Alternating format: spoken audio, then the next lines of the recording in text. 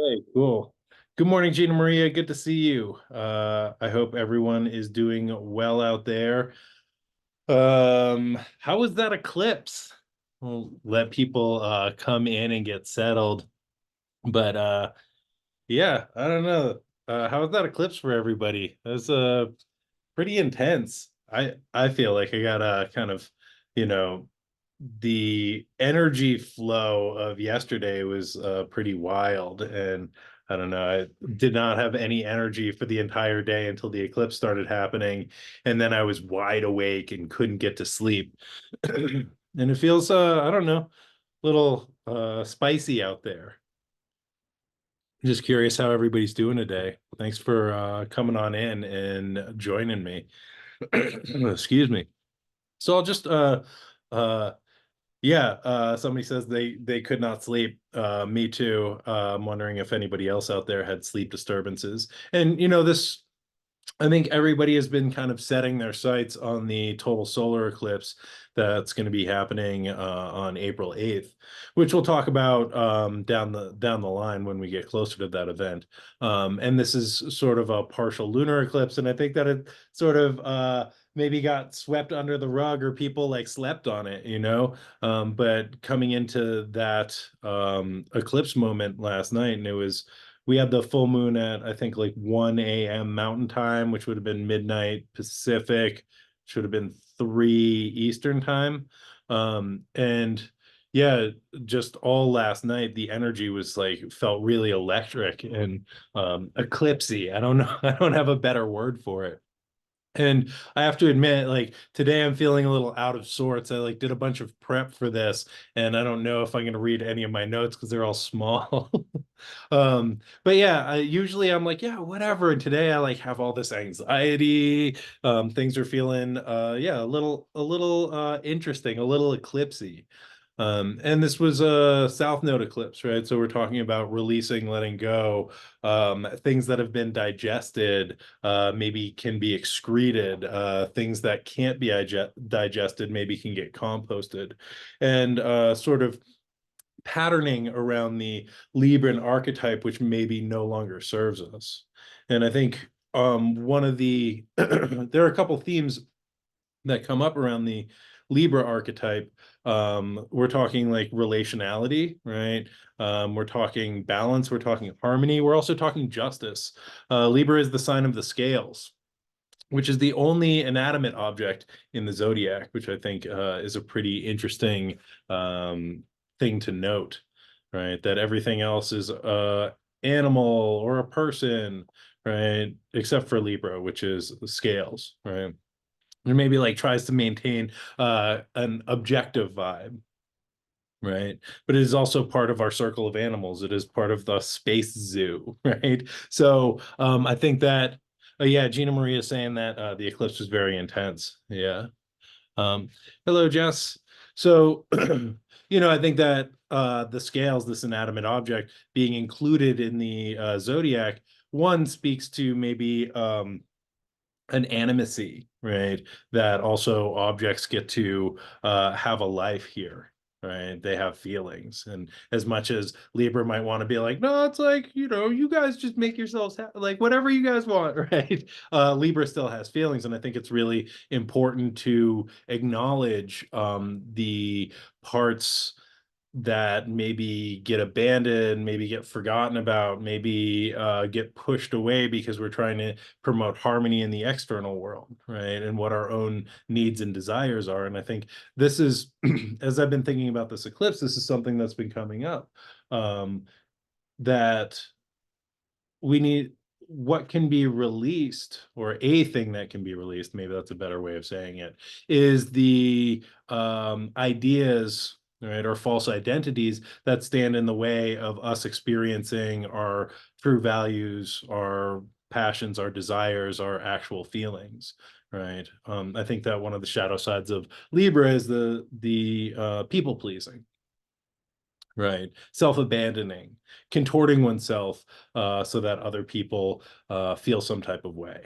And this is manipulation, right? And this is also a shadow side of the Libran archetype, is manipulating situations to benefit oneself, right? And this is also self-abandoning, and people-pleasing is a way of doing that, right? Because if we're not true to ourselves and being able to express our desire, but we're trying to set up situations where other people are going to behave in a way that we want, even if it's like for the best, that's still manipulative, right?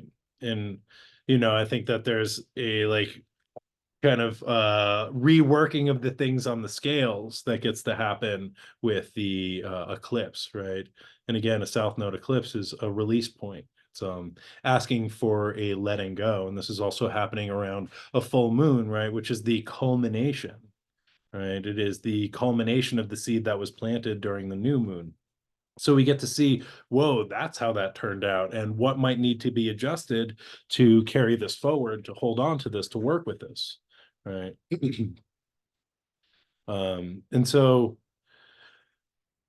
And so sorry, I lost my train of thought.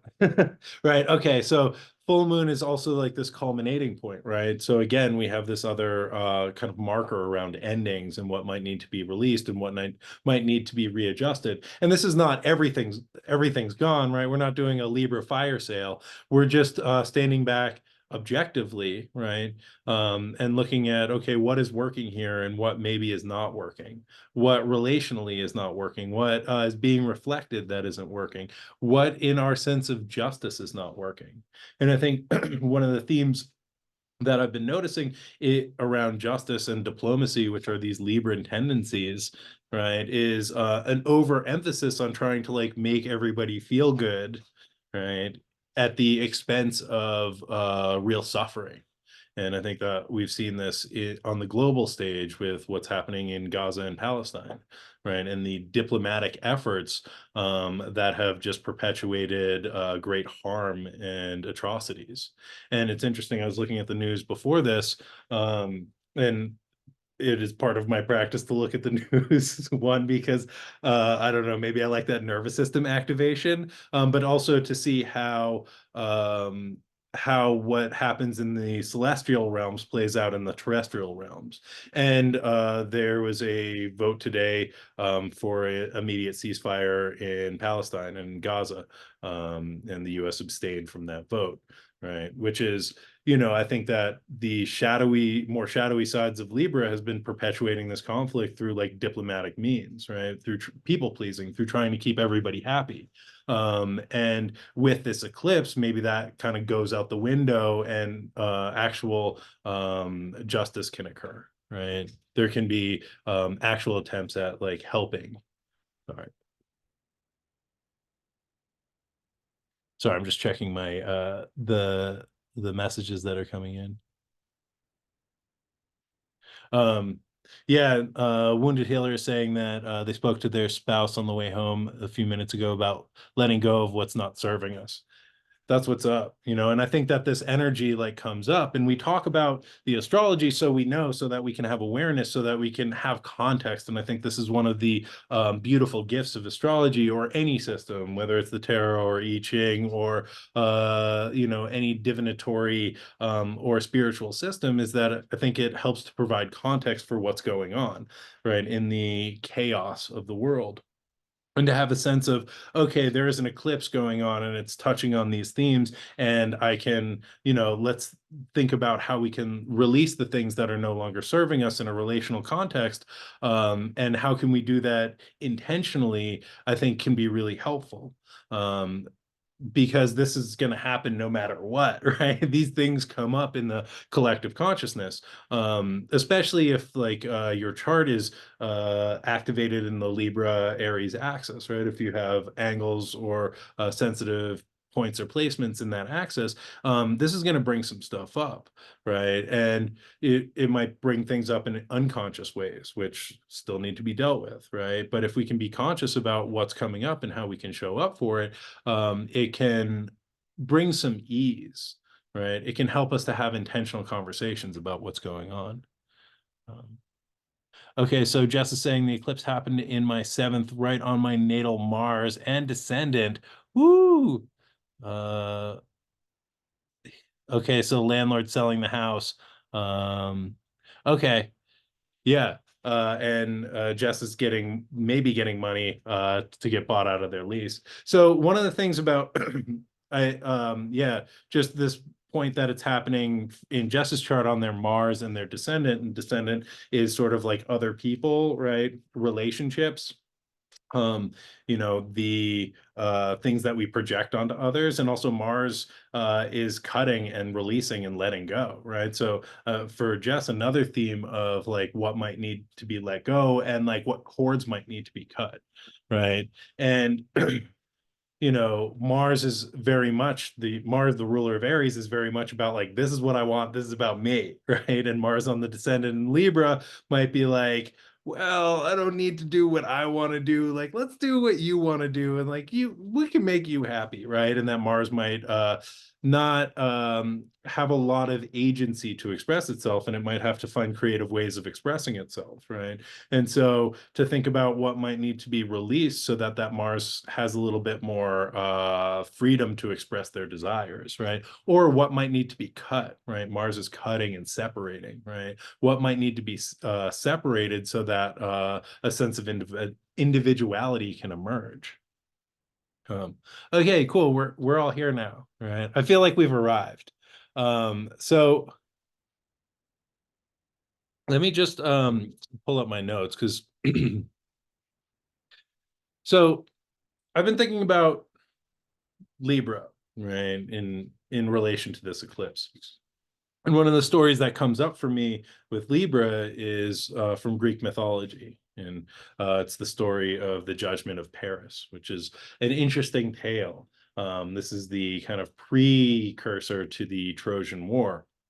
It is the activating event that sets in motion the Trojan War, which I think is fated. There's a prophecy that this is going to happen. There's a prophecy that Paris is going to start this terrible war, right? That lasts 10 years. And so his family, the Trojan royal family, is like, you know what? We're just going to like send you off into the fields, and you can go be a shepherd. And that way you can't hurt anybody or bother anybody. And, we will avoid conflict in that way. Also a very Libran thing, right? Just exiling a part to avoid conflict.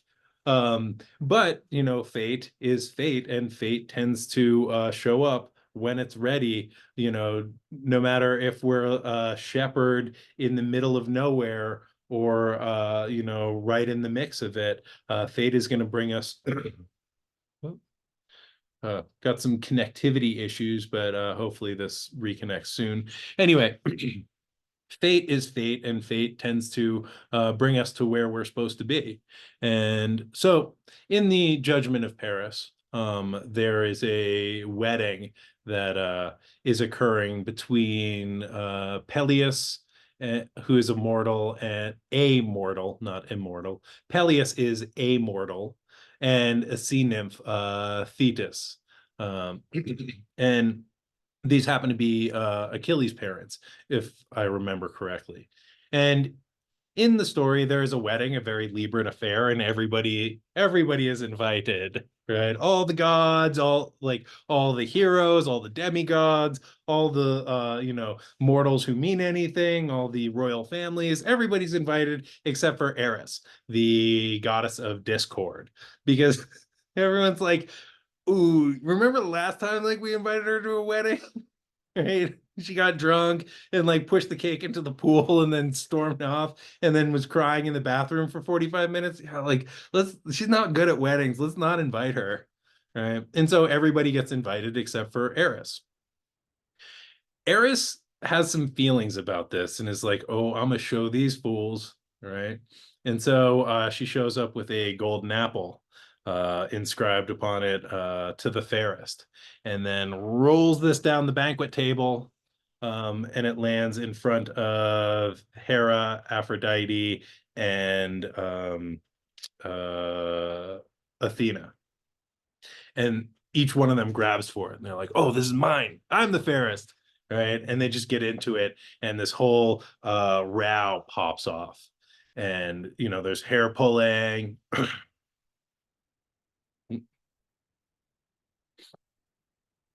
Sorry, I'm having some connectivity issues this morning. Anyway, we're back. Apologize for that. Anyway, so this whole fight pops off, and there's hair pulling and name calling and spitting and biting, and everybody's like, "Okay, chill out, chill out. Let's figure this out." And the goddesses are like, "Zeus, which one of us is the fairest?" And Zeus is like, "Oh hell no, I am not getting pulled into that one. There is no way I'm not touching that with a stick. But I know a dude." Right. And so they pluck Paris, this young 18-year-old shepherd boy, out from his flock, and they bring him up to the wedding in Olympus, and they're like, "Paris, we got a job for you." And they decide to have a beauty contest, and they have Paris judge this. Now, at first, Paris is like, no, like, why don't we, guys, we can compromise, right? Another Libran concept. Let's just compromise. Like, we can cut this apple into three pieces. Each one of you can have some of it. You can all be the fairest. And they're like, mm. Ooh. Sorry, I apologize. I don't know what's going on with my internet today. Anywho, they they he wants to cut the apple into three pieces, and they're like, absolutely not, never gonna happen. You need to choose, right? And so Paris is like, all right, let's do this. And the beauty contest begins, and they all disrobe, and Paris's eyes pop out of his head. And as they're walking by him, they each try to bribe him. And I think this is also another Libran theme, right? About justice. Into like it's fair and it's balanced, right? But like I kind of want this way. So like I'm just gonna put my finger on the scale, right? And Aphrodite, Athena walks by him and is like, "Psst, if you vote for me, I will give you justice, I will give you victory, right? Which is Libran qualities, right? Justice, right? And I will give you victory." And he's like, "Okay." She's like, "Also wisdom." He's like, "All right, I'll think about that." Hera walks by and is like, "I will give you stability, I will give you family, we give you a sense of home and belonging in land," right? And like the relational container, also a Libran idea, right? A partnership, a bond, stability, and belonging, right? And then Aphrodite walks by and is like, "Yeah, all that's good, but like, I'll give you the most beautiful woman in the world." And Paris is like, "That one, this one won, game over," right? And the most beautiful woman in the world happened to be Helen of Troy, who back then was Helen of Sparta and was married to Menelaus, the king of Sparta, and was not really available to be auctioned off in a beauty contest of the divine. But, such is life. And this kicks off the Trojan War. And so, a couple themes that I kind of want to unpack in this story, right? And I think at the core of this story and at the core of the Venusian archetype is values, right? What are our values? And um, you know, getting connected with what our like core values are. And we sort of see what Paris's core value is. And I'll come back to that in a minute. Um, so to like begin thinking about this myth, we have this closed system of this wedding, right? Where everybody is invited, everyone's having a good time, everything is harmonious and joyful, right? Except, right, discord, except for the X factor, except for the chaos, right? The thing that brings disorder.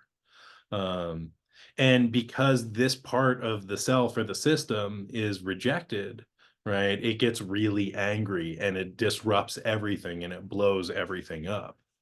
And we can think about a wedding as a union of these two parts, right? We can think of them as solar and lunar, or light and dark, or yin and yang, right? And there is a kind of connection that happens, right? And a unification that happens, right? And it's all good. Um, oh yeah, Gina Maria says family is not necessarily stability. That's true. That's true. Thank you for naming that. But so in this union we have these, disparate parts coming together to form a whole, right? And it's all like well and good, and everybody's happy except for the parts that are rejected or kicked out because we're afraid of them, right? There's no place that they fit in, or we're afraid that they're going to upend everything, right? These maybe like darker parts, right? More unconscious parts. And so, because this part's rejected, it comes in with a fury and like pits everybody against each other. It disrupts this union. And so, if we think about the South Node principle of the eclipse, right, where we're like letting things go, it's important that we're not banishing things or kicking things out, right? I think what we're doing is creating space, right? Maybe getting rid of some old ideas, so that everything can belong, everything can be present, right? As we are experiencing the Libran alchemical wedding, right? And so, yeah, we don't want to reject anything, right? We don't want to banish anything. Um, and so, as we are kind of experiencing this, right? Um, Eris shows up, right, and rolls this golden apple into the center. And we have with the golden apple, or with apples, we have this motif of choice, right? We see this coming up in the Adam and Eve myth in the garden, right, where the where Eve is asked to choose, right, to choose to eat the apple, right? And this is a apple of choice. And we also have the serpent in the garden, which is that discord, right? The thing that has sort of been banished, right? That or will be banished, right? That is asking us to choose and putting us into a choice situation. And I like this idea of the golden apple, and I've been reading this Marie Louise von Franz book about fairy tales and like interpreting fairy tales and myth. And Marie Louise von Franz is a Jungian uh, symbologist, analyst, Jungian, right? One of those people. And in this book, she's unpacking this myth, or sorry, a fairy tale from Grimm's fairy tales. But she talks about the like a golden ball or a ball as a symbol of the self, right? And a sphere, like a golden apple, is the image of the self, which has the ability to affect movement outside of itself, right? When we push a ball, it rolls and it continues to roll, right? So something is set in motion. And I think this is what happens with Eris, right? She rolls this golden apple. Some internal process is activated, right? This part of discord, this part of chaos, this part that is like the scales are too balanced, right? Everything is too nice. Everything is too harmonious, right? And this harmony is not actually real because I'm not there, right? There are the parts that might disrupt this harmony, the like queer parts, the weird parts, the drunk parts, the drug addict parts, the under like the underprivileged parts that like aren't invited into this. And these parts sort of show up and they're like, we're setting something in motion here. Right? Something needs to change, right? This is not actually harmony. This is a false sense of balance, where somebody's fingers on the scale and like this actually isn't working for the whole system. And y'all are having a great time out there, but this is fake, right? And so like something gets set into motion. Right. And this apple just rolls slowly down the table, right? Because something, the homeostasis that the system has found, the balance that the system has found is false, right? Um, and so, uh, yeah, in my note, damn, I don't know what is going on. Hmm. This is, sorry, my internets just keep like cutting in and out, and I have to keep restarting these. And maybe this is that Eris energy, right? The Discordian principle. And so, yeah, if we push a ball, it will keep rolling and continue to move out into the world, just like the unconscious has the capacity for spontaneous movement. It has a capacity to create movement outside of itself. And this is what we see with this golden apple, tossed like a hand grenade into the closed system, right? Um, and so in this sort of chaos, Paris is asked to choose, right? What is most valuable to him, right? Um, and so also when we are, this is not a good choice that Paris has, by the way. It sounds great on the outside, right? That gets right stability, gets justice, gets the most beautiful world woman in the world. None of this works out well. If you ever get invited to the palace of the gods and they ask you to judge a contest, run in the other direction if you can. I mean, I think that's a fated quality where we just like have to show up the best that we can. But it never ends well. And there's this principle that happens right when we get stuck in these double binds, in these situations where we can't choose and where there's no good choice, right? Where we're trapped, where we're up against the wall, where we're stuck, right? This is a great place to be. I mean, it sucks, right?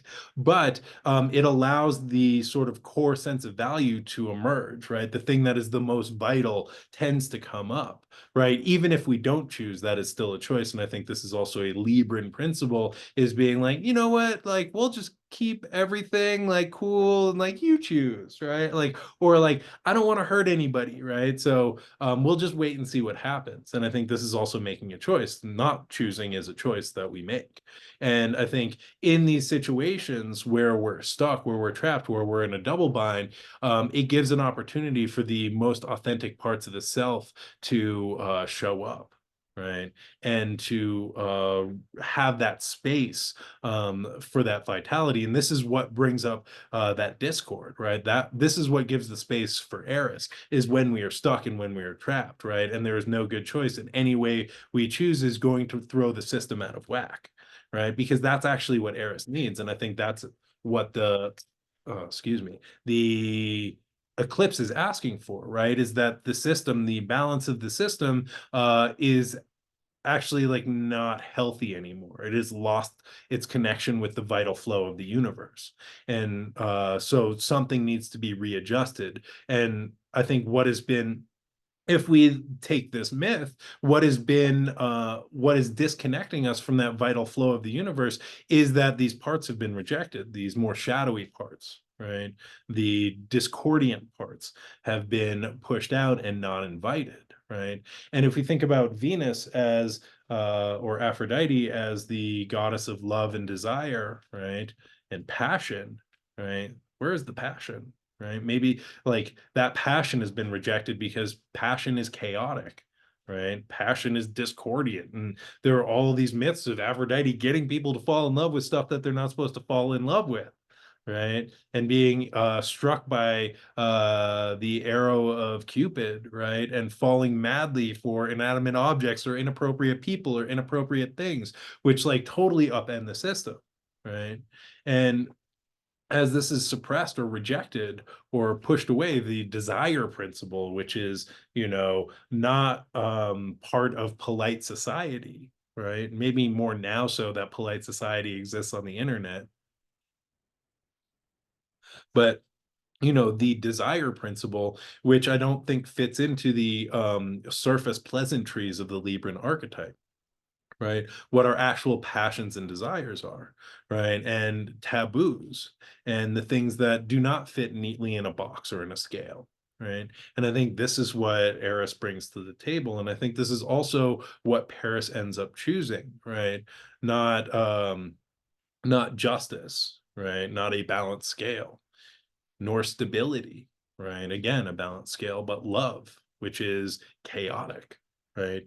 And is part of a greater balance, but maybe throws our lives out of balance. And in that upending of the scales, right? There's excitement and there's life force that comes in when we're just like in this, I want to make everybody happy. I think we lose connection with that life force. And that life force comes from eros and passion and desire and the principles that Aphrodite really brings in, right? And I think that in order to get there, we need to welcome in that chaos principle, right? And I think this also means welcoming in the parts of ourself that have been shunned or rejected or don't fit neatly in to systems or boxes or polite societies, right? And the parts that are like feeling the suffering and the pain of the world, and also the parts of ourselves that love deeply and desire deeply, right? And, this is what Paris chooses. And can you blame him? He's a cisgender 18-year-old heterosexual man. And Aphrodite, the goddess of love and desire, walked by him and is like, I will give you the most beautiful woman in the world. Right. Of course he's going to choose that. That's a no-brainer. Right. There is no universe where Paris doesn't choose that. Right. Because that's what is needed for for um for things to continue on. And if we look at these myths, right, that maybe society become too stagnant, right, too balanced, too polite, too nice, and needed to be reinvented,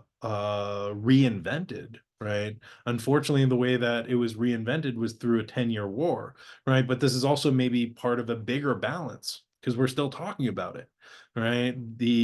This event, right, Eris rolling that apple begins the Trojan War, right? Sets things in motion, which maybe have been set in motion long before that, when the prophecy was made about Paris, or when Zeus heard the prophecy that if he married Thetis, it would end his reign, right? And so he gets them to marry somebody else, right? Setting up these circumstances, right? These are acts of fate, which is the system being like something's got to change, right? And also we are benefiting from the shift in culture that is created, right? We are talking about these myths. We are talking like the Iliad and the Odyssey run through the veins of Western culture, right? And permeate storytelling, permeate consciousness, permeate, this Astro report. Right. And so while we see this like disruption on one level and disrupting people's lives and shaking up the entire sort of Greek world, the ancient world, we also see a reordering of these principles in a greater harmony that comes in the aftermath, right? With the tales, the Homeric tales, right? And these initiating myths. And so I don't know. I thought that was pretty cool. Wanted to talk about that for a little bit, right?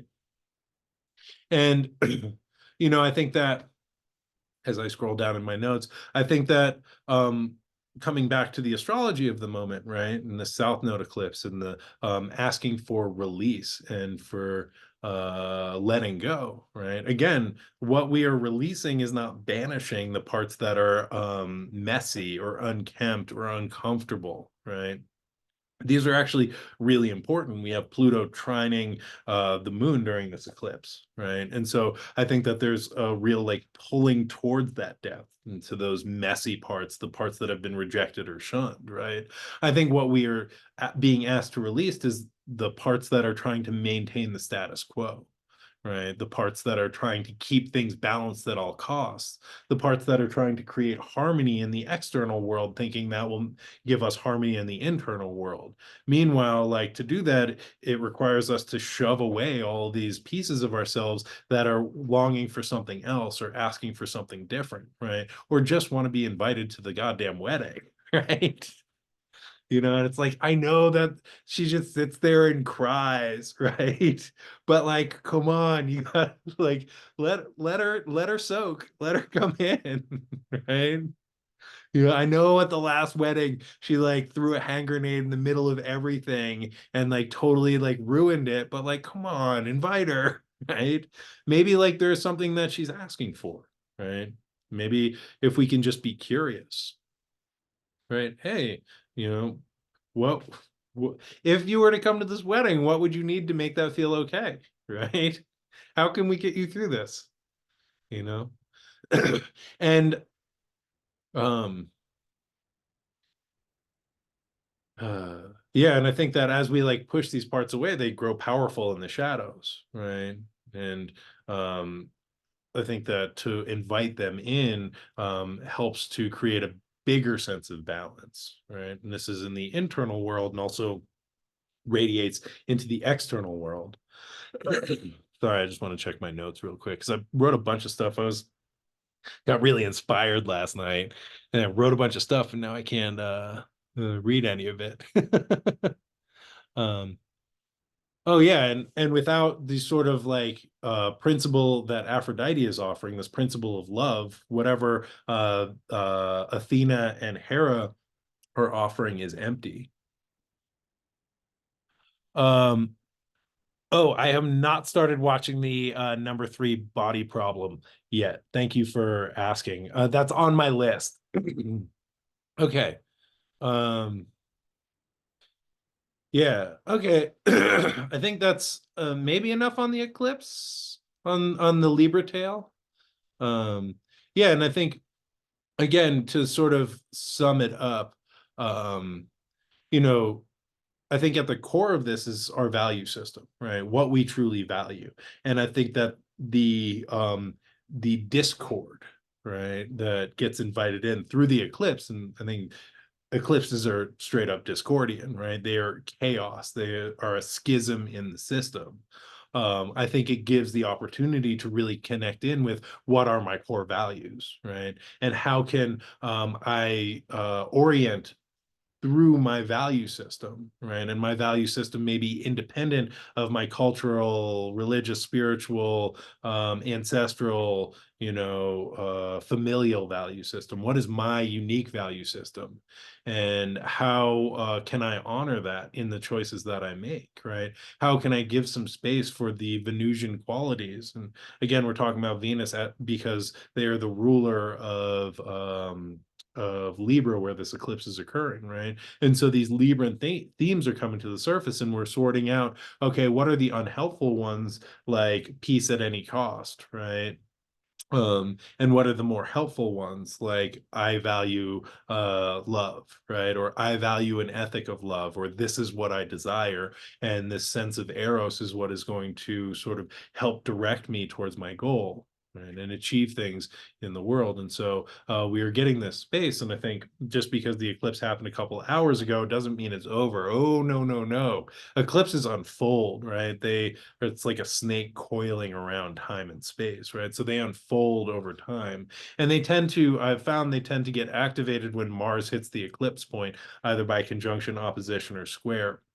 I forgot to look that up, what date that's happening, but it's, I think, in the beginning of May, maybe end of April, beginning of May. But right, this is going to continue unfolding, right? And I think that what we get with the eclipse is this moment of like, oh, snap, that's what it is, or that's what it might be, or whoa, I feel really uncomfortable, or oh, damn, this golden apple just rolled at my feet. What am I going to do with this? What is the choice that I'm going to make here? Right. And so I think these are things that we can be thinking about is what can I let go of? What are the unskillful relational principles that I've been holding on to that have been trying to keep me safe, right? And how can I sort of release those or compost those and make some space for the things that maybe have been shoved away, right? The elements that are really needing to bring life into the system and rebalance things. Yeah, you better talk your stuff. That is right. Okay, so the another aspect that was in effect last night, and I just want to like bring this in because I think it's an important theme, because we had the moon in Libra trine Pluto in Aquarius. So Pluto's at about 1 degrees 45 minutes of Aquarius, and the moon in Libra was 5 degrees during that full moon. And so, part of Libra, um, part of hold on a second.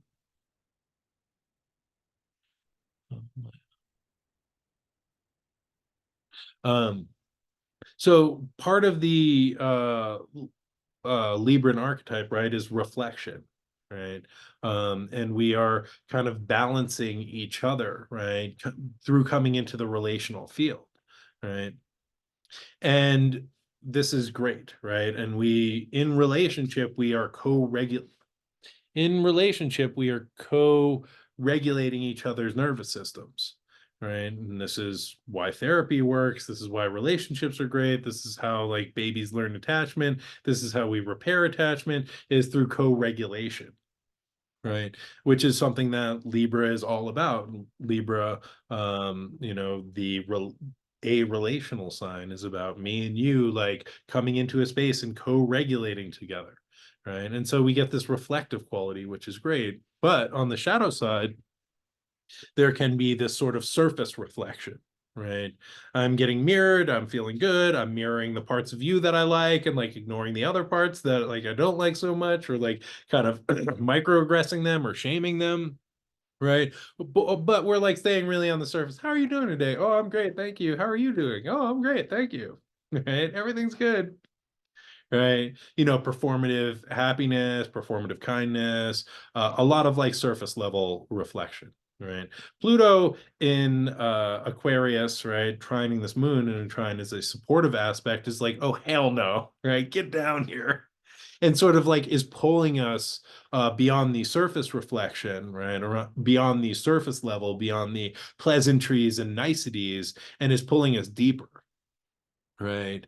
It is pulling us into the murky waters of the unconscious, right? It is pulling us down into that discordian part of the self, the part that is like, the unconscious, that is like something needs to change, something's got to give, I'm not free, right? I'm not living by my core values, I'm not living by my ethics, right? That there is something deeper that needs to emerge, that I'm having deeper feelings about this situation than like everything's good. Thanks, Chip. Yeah, no problem, Chuck. Right. And so I think that there's like some deeper emotional needs that might be coming up, right? Might be a little destabilizing. There might be some survival needs that are coming up, and relationship has a lot to do with survival, right? And this gets patterned very young. I was listening to something the other day, and they're saying there is only like a baby with a mother. There is no baby on its own. Right. A baby always denotes like a caregiver. There is no individual baby because a baby can't survive on its own, right? We need, like, it is a deep survival need to that we need connection. And when that connection gets disrupted, right, it can bring up these deep survival fears that I'm not going to be okay. I can't survive this, right? Through rejection, abandonment, right? Because as infants, as babies, right, we literally cannot survive without a caregiver that feeds us, that cares for us, right? And so this sort of Plutonian trine might be bringing up some of these survival fears or survival needs or attachment needs, right? And the ways that we have maybe learned to do attachment in order to keep ourselves safe, right? To placate those survival fears and desires, right? Oh, if I do this, then I will be loved, then I will be accepted, and then I will be taken care of, and then I can be alive. And if I don't do this, then I will be abandoned, I will be rejected, and I will die. I will be annihilated. Right. And, I don't think anyone's thinking like this walking around in the world, but like, I think that there are very young, kind of primordial parts of ourselves that has this programming based on how we came into this world, based on family of origin and relational templates that were set out by our caregivers. Right. And these get activated, and all of a sudden we're behaving in what we think is irrational ways. The conscious mind is thinking this is irrational, while the unconscious is like, oh yeah, like we're gonna straight up die unless that person looks at me, right? If they don't call me back, I will die, right? And that's intense, right? And I think Pluto gives us the opportunity to start feeling into these things, right? And this is the opportunity for that Discordian principle to have a seat at the table, so it's not just hijacking the bus or blowing up the wedding, right? um and there might be like a sense of depth that is needed, right? Maybe like things have become too surface because we're too afraid of the like messy parts of ourselves showing up, right? So we have kept things on the surface, we've done everything that we can to keep the scales balanced and keep everything nice, right? While there's like parts of us that aren't nice, that like want something deeper, more passionate, more explosive, more exciting, or whatever that looks like, that like are really kind of calling out at this time. And we might have an opportunity to experience or name different needs in our lives for our safety in relationship, or a different way of doing safety, or experiencing or expressing the feelings that might be surfacing. And, I think all of this pulls us into a deeper knowledge of the self, right? Which I think is always good, right? And then part of why I love this is we get to keep learning about ourselves and learning about ourselves and noticing, oh, this is what's wanting to drive the bus now, right? Oh, this part is like feeling bad because they didn't go to the wedding and now there's a bomb on the bus and we have to go 60 miles an hour or it's going to blow up and Sandra Bullock's going to die, right? This is intense, right? So, like, how can we work with this? Right? Not this is bad. Let me shut that down. It's like, okay, how can we work with this? Like now we're on a bus going 60 miles an hour. Like where does this bus want to go? Right. Okay. So moving right along. Okay. Um, Also during this eclipse and still in effect, we have and I talked about this at the end of last week's show, but we have Venus in Pisces sextiling Jupiter and Taurus at 15 degrees and 49 minutes.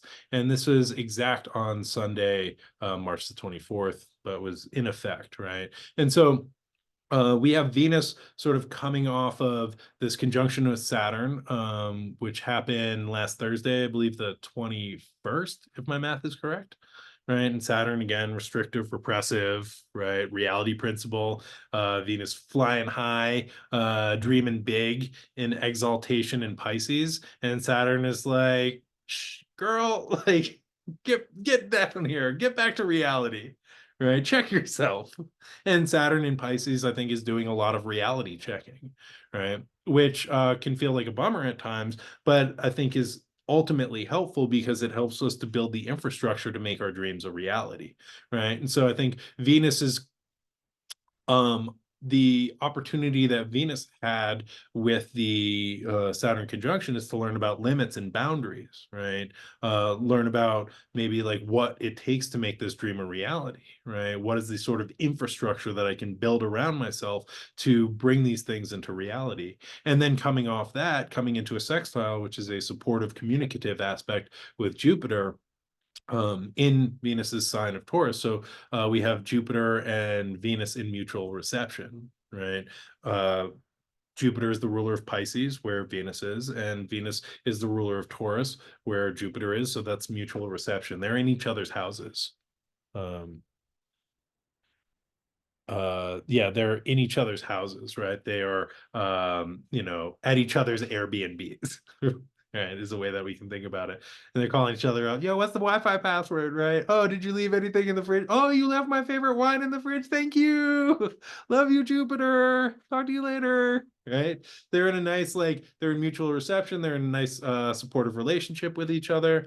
Right? And I think that Jupiter is really helping Venus to be like, okay, now you got these like limits and boundaries that we can work with, right? Let's like do something. Let's have the faith that like we can work with this. We can create reality from this dream. Right? And I think this is really supportive. And like the other kind of component of this eclipse is that we've been talking about like Discord and Pluto and fucking weddings blowing up and, golden apples and all this intensity, right? And there's also the Jupiterian principle that's like, yo, it's okay. It's going to be fine, right? We just got to do a little of the work and then the path will open up. And Jupiter, a planet of hope and faith, right, is asking us to just have faith in the process, right? That we're going to make it through this intensity, this schism, this like eruption that happens, right? This like chaos at the wedding. Jupiter's like, yeah, it's gonna be fine, right? Don't get me to judge it, but like it's gonna be fine. We'll get through this. Right. We just got to take what we've learned and begin to weave it together into what we're working with. And so I just wanted to put that one out there as well. And so this is I know that I just spent like 45, 50 minutes talking about this eclipse, which happened yesterday. But again, this is still in effect and this is still unfolding, right? And we are now officially in eclipse season. which is going to continue to unfold with the new moon solar eclipse, total solar eclipse in Aries, the polarity sign of Libra, which is going to be happening April 8th. Right. So like this is now unfolding, which is why I spent all this time on it. And it happened a couple hours ago, but like we're in it now. Right. And so we're like maybe like picking up the pieces and getting some context and thinking about like what are my next steps forward. And also this is a slow week in space, which is great. You know, I love these because they give us time to integrate, right? They allow things to settle and like not as pulled by the like rays of the planets, right? We get time to like settle into, okay, this is what's developing, this is what's unfolding here, right? And so the one transit that we're getting is Thursday, March the 28th, when Venus in Pisces sextiles Uranus in Taurus at 20 degrees and 38 arc minutes. And so Venus moving from the sextile to Jupiter and bringing a sextile to Uranus. And again, a communicative, supportive aspect. And this also, all of this is setting up the Jupiter Uranus conjunction, which is one of the biggest transits of the year, which will be happening April the 20th, 420. Hey. And so, you know, these are like themes that are beginning to come up. Again, Venus, the ruler of Taurus, so the dispositor of this sign, is like bringing in some communication about like, these are my values. This is what I've been learning. I just like learned this stuff from Saturn about boundaries. I like just released this stuff in my other sign of Libra around like people pleasing. 420, 420, it's happening. Or are you talking about are you talking about the Venus Uranus sextile? Or are you talking about the Jupiter Uranus conjunction? It's Uranus sextile Venus, and that's happening this coming Thursday, March the 28th. Um, and so, right, in thinking about, and maybe we'll wrap the show up with this, this little dive into the Venus and Uranus archetype. So Uranus is the planet of liberation, right? It's seeking freedom. It's breakdown for breakthrough, right? Which some of these themes I think we've been already unpacking. Venus, we talked about planet of love, right? Beauty, values, aesthetics is what we love, how we love, and our value system, right? And you know, if we think about Venus, right? Aphrodite wants what she wants, right? She'll like go like swoop down, seduce a mortal, you know, sleep with them, and then like take off, be like, see you, right? Come back 9 months later and be like, here's your baby. Okay, now you're raising this. Goodbye, right? Is not interested in being tied down by relationship, is not interested in like raising children, right? Aphrodite, the like principle of love, right, wants what it wants, right? And I think that in this sextile there is maybe a sense of liberation of our desires, right, centering on pleasure and joy, right? And the Libra energy emphasized by this eclipse is making is all about like the balance, right? Oh, if like I want this, like how do we like, is that okay with you? Like, oh, maybe I don't need to want anything, maybe like we'll just like make sure that your wants are taken care of and then I can bend myself around it. Venus is like, no. Venus Uranus is like, no, me, right? Centering my pleasure, centering my joy, centering the freeing of the like pieces that maybe have like been pushed away, those discordian pieces that are like taboo or weird or off or like uncomfortable, right? Maybe like there is a deep desire in that, right? That needs to be honored or can be honored, right? Um, yeah, and I was on the Inspired Astrology podcast the other day, and we were talking about this idea of a Venusian revolution, which I just want to put out there, right? If you want to make bumper stickers, right? And thinking about what that might look like and how that might feel, and what types of art and creativity and Venusian practices, what types of joy and pleasure might stimulate this revolution, or this revolution might stimulate in us, right? And how an upheaval in the internal and external order might give space, right, for a deeper sense of joy and a deeper sense of pleasure, a new aesthetic, a radically new aesthetic centered on these Venusian themes, on liberatory themes, right? And coming back to the myth of the golden apple, right? The discord of love and relationship as personified by Eris, right? Who's exiled from the wedding, needs to be honored and also liberated, right? This could be seen as our passions or taboo desires or queerness or otherness, right? And how do we make a space in our lives or in our culture to honor these parts so that the whole system can be free to love how it loves, right? And I think this is like a Venusian revolution. And I've been thinking about in looking at this aspect, I've been revisited Bell Hooks' All About Love, which is one of my favorite books by one of my favorite authors. Um, and in this, Bell Hooks talks about love as a practice of freedom. In order for this to function, we need to be able to look at our blind spots, right? Hooks proposes that love and freedom are not about self-interest or about alleviating our individual suffering, but the liberatory practice of love needs to be oriented towards the care and concern of others as well, right? So this is not, I know that I started this by being like, how do we free the like Venusian element in ourself, right? The part that like desires, the part that wants joy and freedom, right? But also like, how does this fit into a bigger context? And it's not just about me and what I love and like how I can get my needs met or the alleviation of my suffering, right? It needs to also be turned outwards into the alleviation or the care and concern and kindness towards others. Um, um,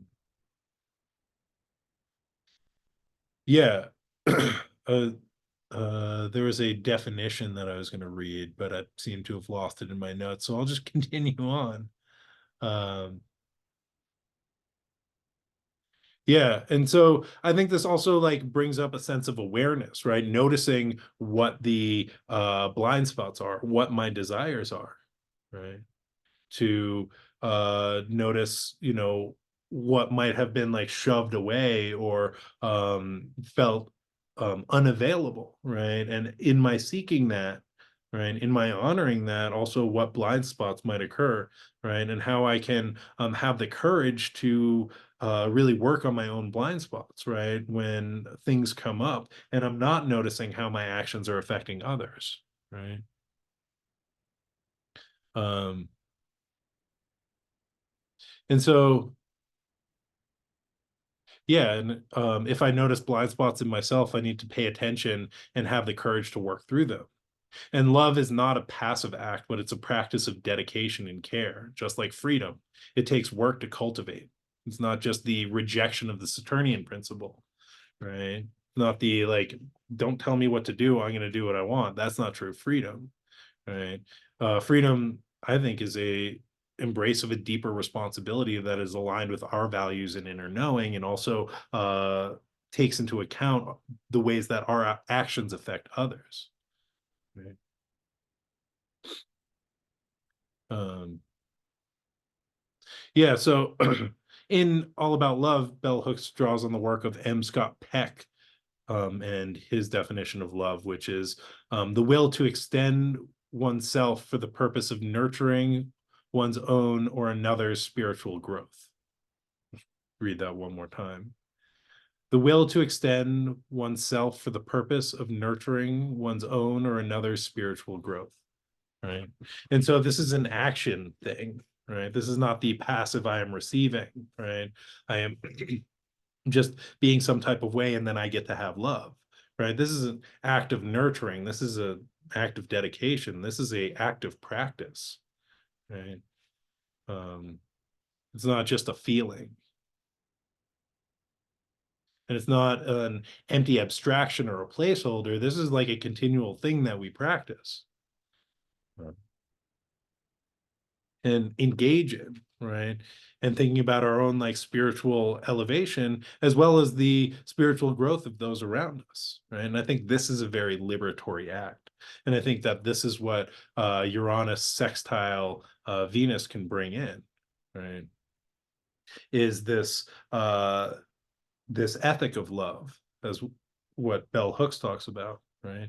In the love as a revolutionary act, if we can, and a liberatory act, if we can live by this ethic, which is really privileging our nurturing our growth and others' growth, right?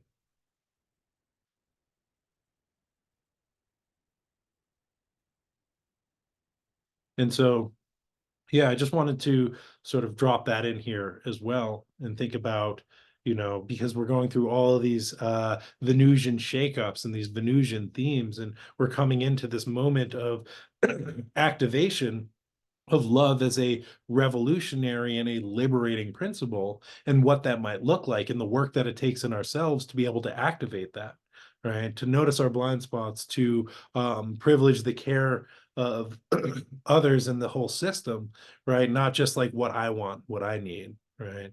And I think this happens in like an internal system as well, because they're the parts that show up and are like, this is what I want. Like, I just want somebody to tell me that they love me. Right. And it's like, okay, if that one's running the show, then like maybe other parts that are like, I want my independence, right? Or I want a sandwich, right? They're not getting their voices heard. And so how can we extend the like care and kindness and compassion to all parts of the self, or all people in the community, right? Even the people that we have static with, right? Because I think that ideally the practice of love as a liberatory action, right, helps to liberate the energy that is bound up in the static that we might have with others, or the resentment that we feel again about other people because of their actions, deeds, words, whatnot, right?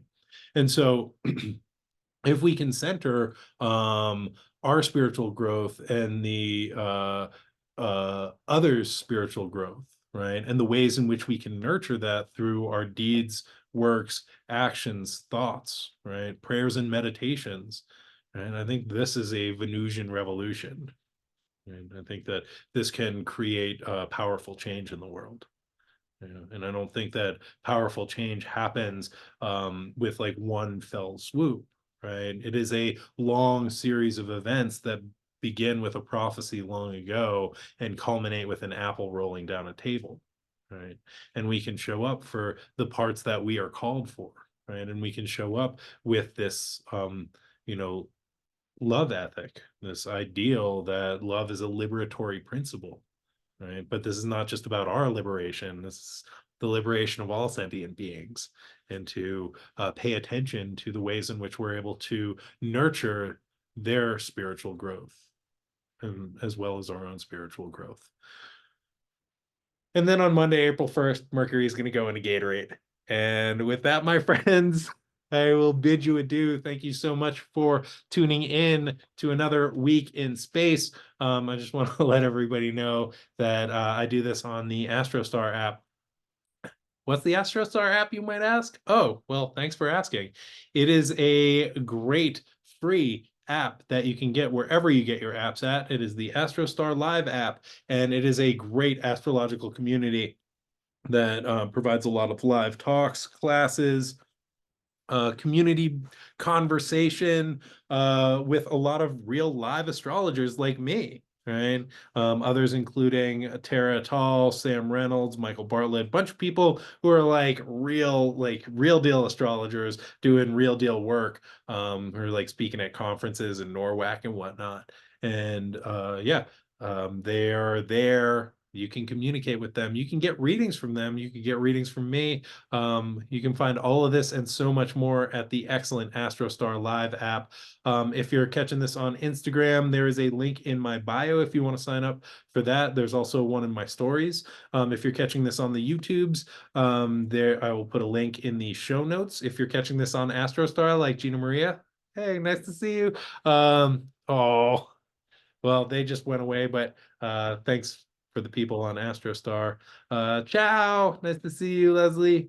Um, Anywho, yeah, catch me on the Astrostar Live app. It's a great free application with a bunch of excellent astrologers doing a bunch of great work and dropping a ton of astro knowledge and live talks such as this one. Also, I do a radio show. Yes, I do a weekly astrology themed radio show which is very much like this, but instead of me talking, it's great music that I curate to help get you in the vibe of what's going on in space. And so you can check that out each and every week on my SoundCloud at Camp Wizard Camp.